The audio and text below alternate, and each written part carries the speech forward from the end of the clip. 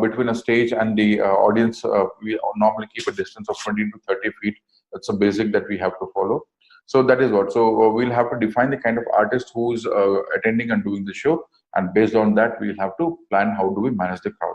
The audience profile, as I rightly mentioned in the previous statement, the profile. So when we have a Hindustani classical music, the kind of audience who attend to that.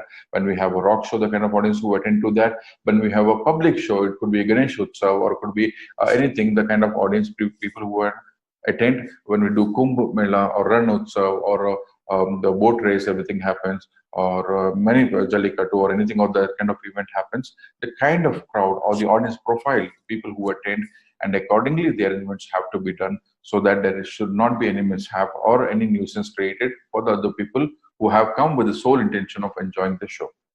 Probable crowd activities. So whenever we do public shows, we should always keep an eye that when it's an open show, when it's an open public event, we have to keep an eye. We have to have enough people in terms of security guards. We should anticipate based on the type of artists who are performing that what's the kind of crowd that we attract. Also, there could be some people, hooligans, which we also mentioned that they could just come to, disrupt the event, or disrupting event might not be their priority, but disrupting the crowd and everything. So we have to have enough and more necessary measures that we have to take in terms of having the right security measures.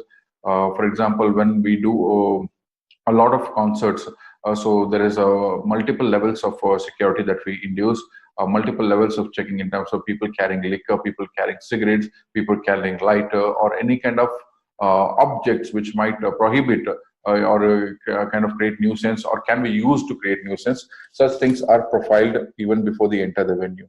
So that is then. So probable crowd activities. Also, in terms of a few events where we serve alcohol, or there could be anything abuse of drug that happens. So we have to take care of that completely, so that no such nuisance happen at the venue. Entry and exit of the audience, very very important, looking at the crowd. So if you have a lot of children, a lot of senior citizens attending the event, you have to ensure there is a good amount of exit and entry exit signages that have been done. There are enough, like for every category when we do a concert. So there is a demarcation, there is bifurcation based on the levels of ticket that they buy, VIP, VVIP, everything. So every set of that area has to have a proper levels of exit and entry points, so that at times of any emergency, it is taken care well. And also one more thing is in terms of entry exit is the we also have to, as I told, to consider senior citizens who might not be able to exit very quickly, or it could be people with disabilities. So we have to ensure there are enough ramps placed so that there is a smooth flow of crowd from the venue to the car parking or anywhere for that matter. And crowd pressure at the entrances. This happens in a lot of concerts or shows and everything, or a public event. So multiple levels of creating entries. So one place could be where you can buy tickets. One place could be, so how do you divide so much crowd coming together is have different levels of parking or different areas of parking, so that the crowd is divided there. There is no block or anything kind of a roadblock created there. Also create different counters, so that people who are paying by digital payment or somewhere else, people who are paying by card, create enough counters and enough and more manpower so that it is a smooth functioning. Also, places for frisking and checking people also can be created in multiple locations, so that we avoid a stampede, we avoid overcrowding at the entrances. So all these things have to be taken care, or we can create multiple levels. So you can do the ticket checking one place, you can do the frisking another place, and so on. Admission policies, which normally is clearly mentioned on the tickets or the event details that has been provided much before the event. So nowadays, people, all the big shows or any event for that matter, we ensure that we put it up on our website or on the ticketing platform, that where the parking happens, if there is a parking or not, or how will people have to travel. Mostly at times we also tie up with the travel partners, could be Ola, Uber, or these people who will facilitate the travel management. So admission policies at the venue also were very clear, depends upon the type of event that we do. There are some events where children might not be allowed because of the kind of music or the levels of music that is played, or because of the kind of audience that who will be present there, or it could be senior citizens who might not be allowed. So we'll have to take care of that, or people who are pregnant or might not be, because of the exposure to loud decibels of sound, like in rock concert and all, they avoid such kind of admissions. So depending upon the kind of event that you do, you have to make it very, very clear in your admission policy, so that tomorrow you don't have to, as an organizer or as an event manager, you don't put somebody else's life on risk based on this. Police involvement, of course. Any event which is into a concert, public event, or any kind of event, as long as it is a conference or a business conference which is happening within a hotel premise or a five-star property, rest all the kind of events you will have to ensure you take police permission, you keep them informed. If there are some celebrities involved, some dignitaries involved, it ensure that proper security is deployed. Police are involved in each and every step in terms of informing them, so that any untoward incident that happens, they immediately come into action and they disperse. Or if it is a big event that we do in terms of public events, we ensure the police is already present there. Could be as simple as having some few constables and an inspector along with the jeep. And also, as I told, we have to ensure the ambulance, fire tender, all those things are already present there. So crowd management forms a very, very important aspect in terms of averting any kind of risk in the event. Next is food safety. So food safety in events is more about the kind of brands that you collaborate. You have to ensure that they follow all safety and hygiene measures. Or if it is a food festival that you're doing, you have to do the profiling of all the food partners who are participating there much before the event. Make sure you'll have your own safety manual that you can share it across all the food partners who are participating, in terms how they bring the food, how the storage is done, how they are preparing, or what are the hygiene measures the chef is following, what are the hygiene measures the people who are serving are going to follow, and how are going to storage of the food. All these things would matter. And also the quality of food that they carry. They should not carry any stale food or any meat, or that for that matter.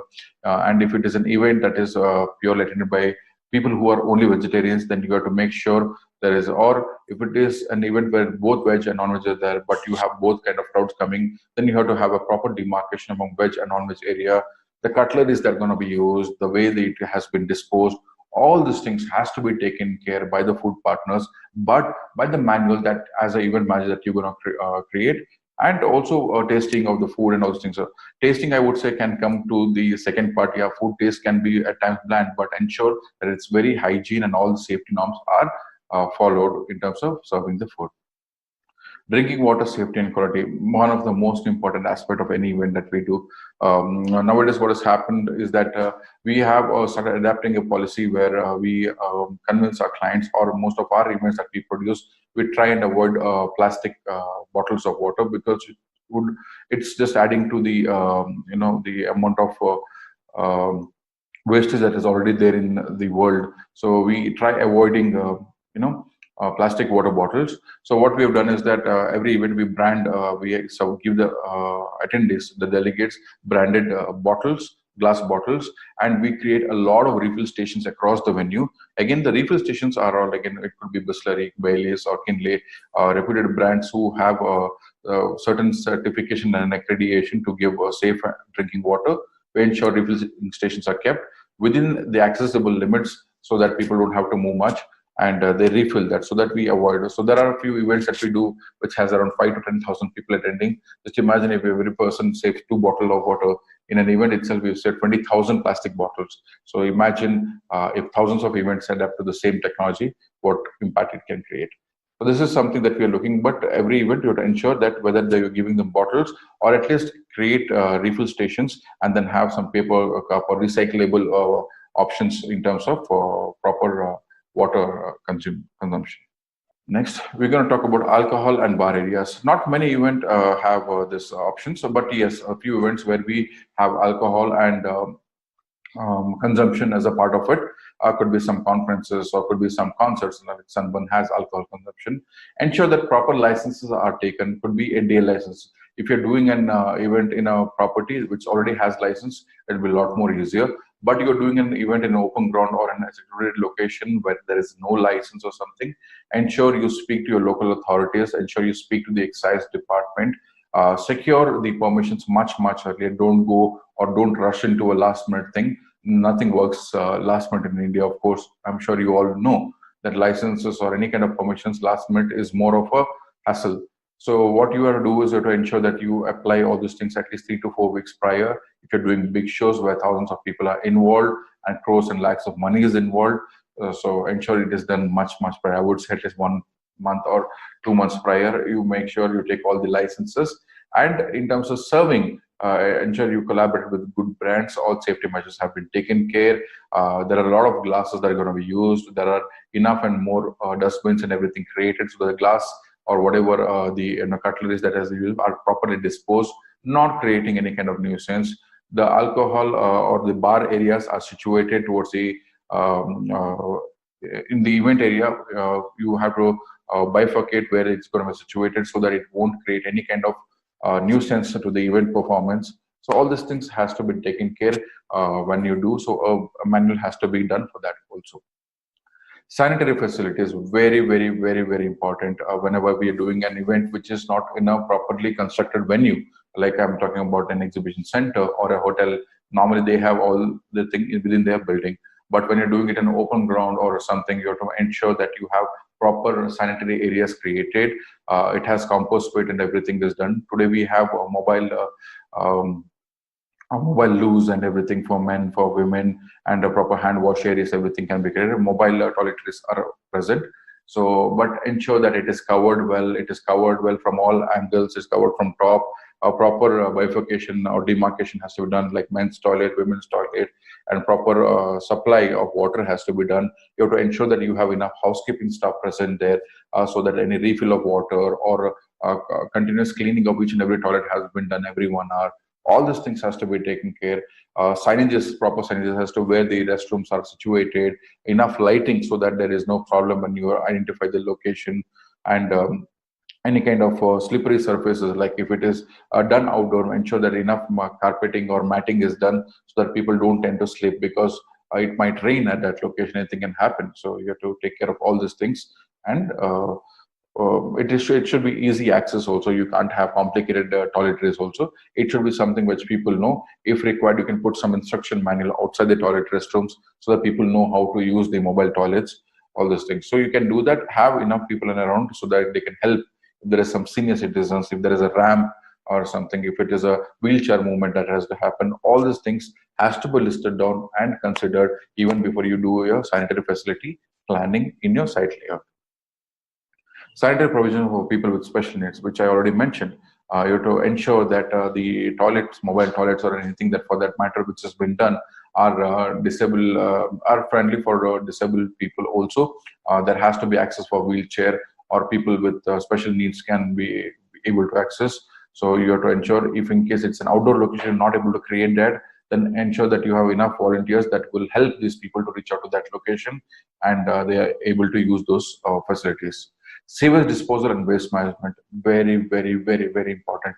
A lot of events, what happens is that we finish the event and everything is thrown away, and like, I'm not talking about ourselves, we don't do that, but a lot of outdoor events, like recently we saw in the news that one wedding at Himachal, and they finished the wedding and everything was just thrown at the river banks, and it created some ecological no problems there. So we have to be very sensitive towards our nature also, whenever we do any kind of an event, not only nature, but to the surroundings, to the neighboring, or to the ecological things, that is, like, could be animals who are there who might eat on those food, and they get um, um, they might die because of that. So we have to take care of that. So proper disposal has to be taken care, whether it is wet waste or is it dry waste, whether it is glassware, whether it is cutlery, whether it is sanitary thing. All this has to be separately done. Ensure you have more than enough team who take care of this. Proper disposal, when you're doing it in an outdoor location, proper composting has been done for all the sewage requirement, all the waste, which is in terms of food, in terms of plastic, or anything for that matter, is no segregated and disposed completely. You hire a team which takes care of waste management. They ensure that it is collected on a daily basis or an hourly basis, so that there is no smell or anything that emits out of these places. And at the same time, you can also look at as to how it can be taken care and experienced better. Ensure you have more recyclable products that has been used, so that the wastage is also minimal. So these are the things also to be taken care in an event. Sound, noise, and vibration. So whenever you do events in the city limits, whenever you're doing an event which has a lot of people around the neighbor, could be offices, could be apartments, could be residences, could be temple, or could be anything. There is a certain levels of sound that you have to take care of it. So you ensure that you have good sound safety engineers who are participating in your event. All the sound checks are done much before the event. You check the sound decibels and ensure that it is not much that it is not creating any kind of nuisance to the neighbors. And at the same time, the sound engineer also has to plan the sound stack in such a way that like if you have 1,000 people or 10,000 people, the first row people should get sound in a certain way to a certain decibel, and the last row people also should get a certain decibel. It should not be that we have put up a speaker and the sound is like, I've ensured that it reaches out to 10,000 people, but the people in the first row, it is too noisy for them. They might develop some hearing impairment or problems. So you have to ensure that you have proper sound engineers who plan the sound waves in sound thing in such a way that it's an equal distribution of sound from the first row to the last row. So those things are also equally important, and also you have to ensure that it doesn't create any kind of nuisance to the neighbors or the surroundings. Coverage and projection. So many event organizers tie up with the PR media house, or they take media partners. Could be like any publishing house, or no, an electronic media, could be a TV channel or something. You have to be very clear about the information about the event. You have to put it each and every point in the paper and ensure the proper media coverage is done and the way the event is projected. Sometimes, if it is not done well, things what it might go as a negative publicity for the event.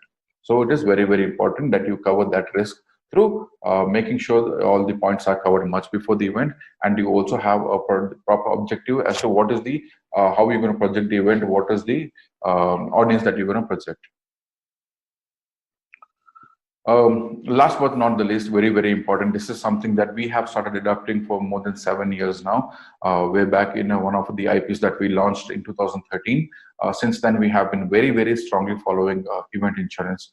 Any event that is done as in terms of an IP or a public event, we ensure the insurance is a must. Any kind of concert or a show that we do, we as a company, we as Fuel India, we as Fuel Media Solutions, privately limited, ensure that the event is insured. There are different aspects. What is insurance? So event insurance helps the event organize to minimize the risk of financial loss due to natural and man-made risk. So see what happens is that whenever we do a risk, if it is a public event, we plan something 6 months, 8 months, 12 months ahead, and there's a lot of money invested. Now we don't know what is going to happen after 6 months. We don't know actually what is going to happen tomorrow. So forget about predicting something that's going to happen after 6 or 8 months. So we have to be well prepared. So there could be event risk that is not in our hand, which we discussed. Could be disasters like a tsunami or earthquake, or anything for that matter happens, or it could be any terrorist attack that happens, or it could be any political thing that happens, which is completely not in our control. So due to that reasons, if an event gets cancelled, or if an event gets damaged, so there will be enough and more insurance cover so that you are not financially hit, because few events are worth crores. So you might have to, like for example, if an event gets cancelled much before the schedule, you might have to refund to the ticket buyers. As depends upon the policy that you have in ticket policy. So you have to have enough and more money to refund that also. So the event insurance will cover that. Any disaster that happens damages the entire venue structure, anything, that time also the event insurance will cover the amount of damage. Could be the sound system, could be the LEDs, could be the stage, could be anything. The third thing which the event insurance would also cover is the people. So even in an event, or God forbid, anything goes wrong, people are hurt, people are, there is a loss of life that happens. Then in terms of compensation, also insurance would come into picture, offering enough and more compensation as per our prescribed value that we do at the time of insurance is given to the beneficiaries of the people who have lost life, or people who got hurt. So all these things, or their hospital expenses, are taken care of. So insurance is a primary thing which is very, very compulsory when you're doing shows or when you're doing any event where public life is involved, in terms of safeguarding your financial exposure, in kind of safeguarding the equipment that is used in the event or the structures, in the case of safeguarding the people who attend the event. So in all, insurance is a must, which I very, very strongly recommend. There are a lot of event insurance companies, could be Bajaj Alliance, could be United India Insurance, Oriental, and many more. All these people who are there are people who will help you in taking insurances. So we can look at that, and that is very, very important. I'm sure as you go further, you'll be able to explore more. Last but not the least, before closing in on the part one of risk management, I would also like to talk about risk management policy.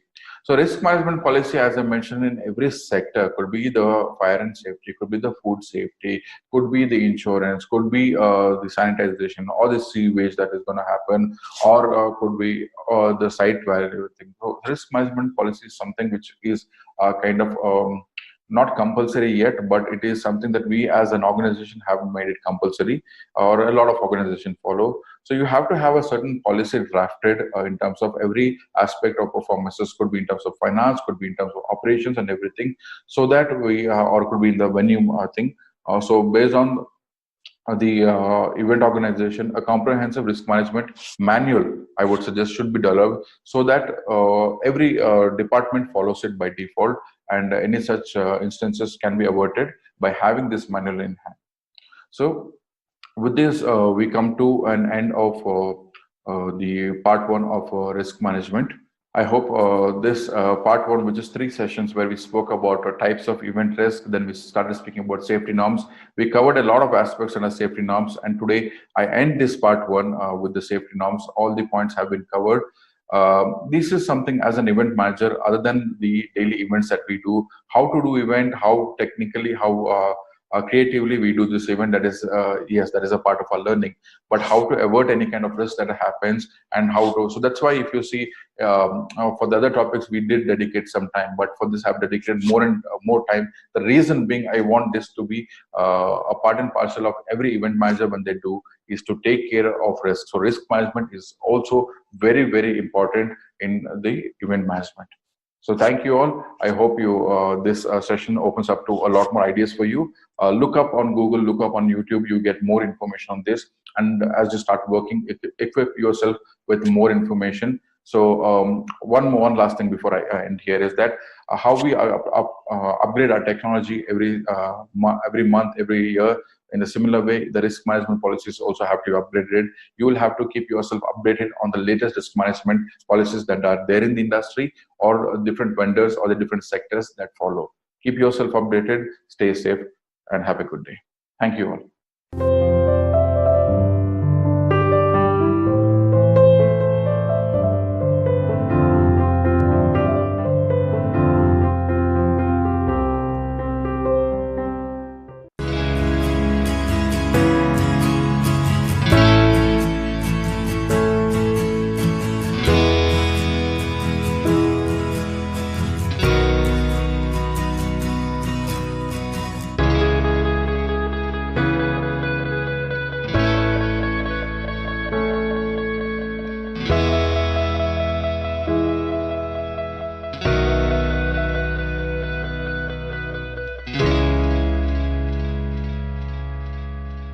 Hello learners.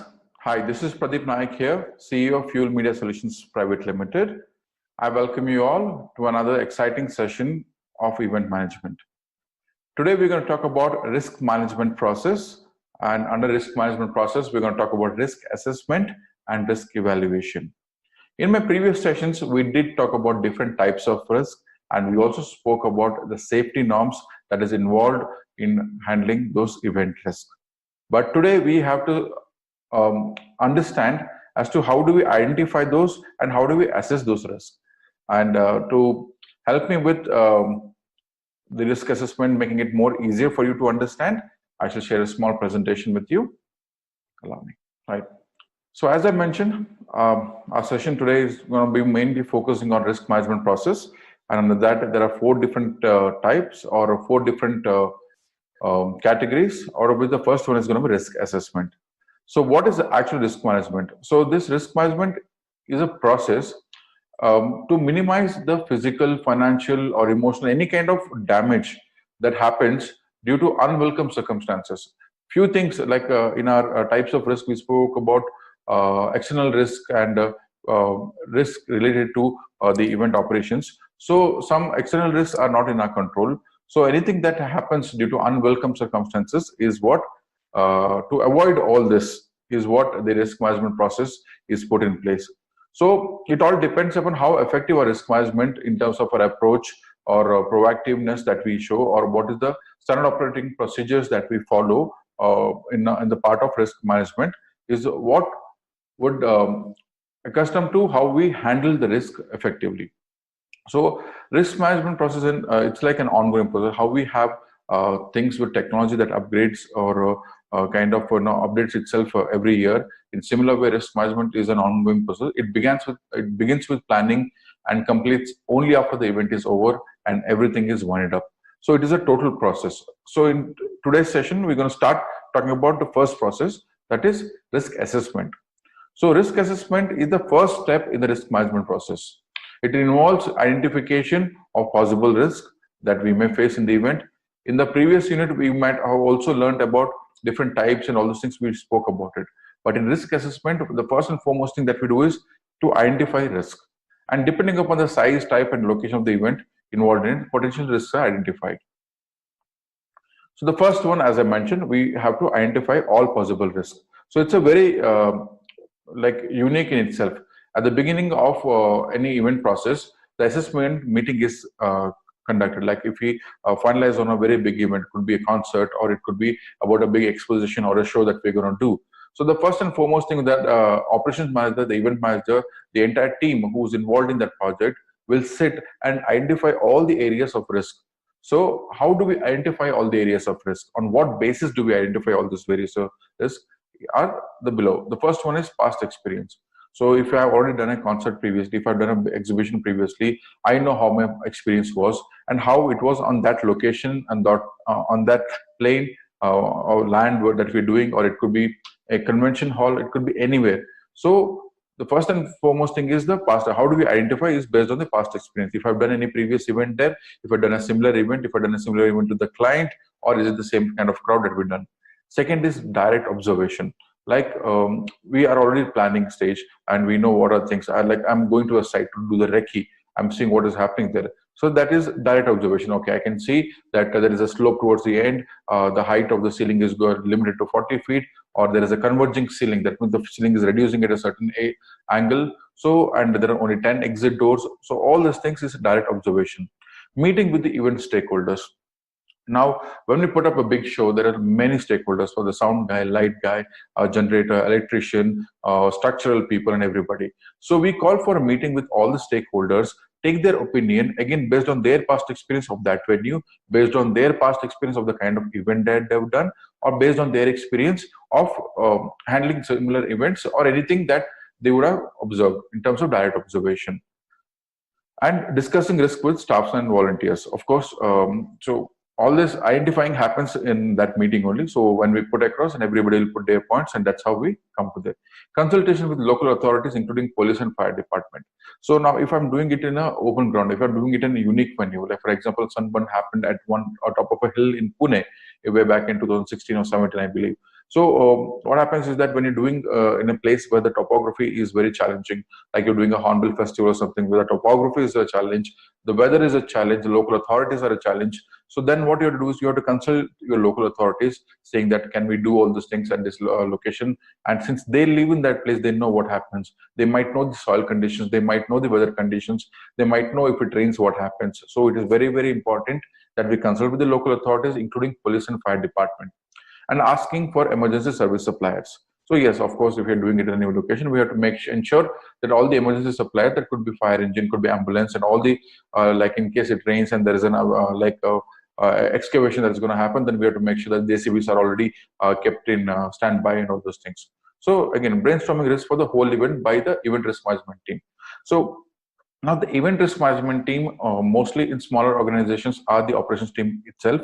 So they are indirectly responsible for taking care of the risk management in the venue.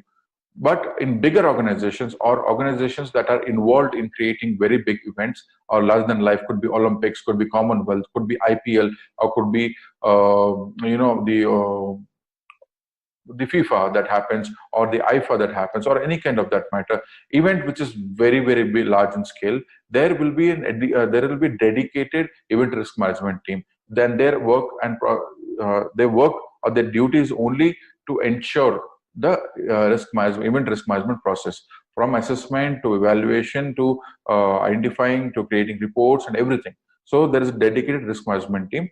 And when we do these events in different countries, the local authorities or the government organizations have identified, or they have a person in their department who would assess the risk management. The information or data collected from these sources is used to prepare a checklist as the things that we have to follow or the protocols that we have to follow while doing the setup at the venue or while conducting the event or the show. The second thing is, when we're doing this mega shows, could be Olympic Games or could be Commonwealth or anything. For this, there is like rigorous assessment that is needed. Like Olympic happens across different venues. Like if a country is hosting, the London or Glasgow Olympics that happen, it is not happening in one stadium. It is happening across 4 to 5 different venues. Thousands and thousands of people who are attending, thousands of people who travel from across the world. There are hundreds and thousands of players who are involved. Everything. So there is like assessment needed in every step, from the venue that they're going to play, from the venue the launch is going to happen, or the opening ceremony is going to happen, and how they're going to do the movement of logistics, everything. There are like hundreds of things for the event risk management team to take care here. So for this purpose, there are few tools and techniques.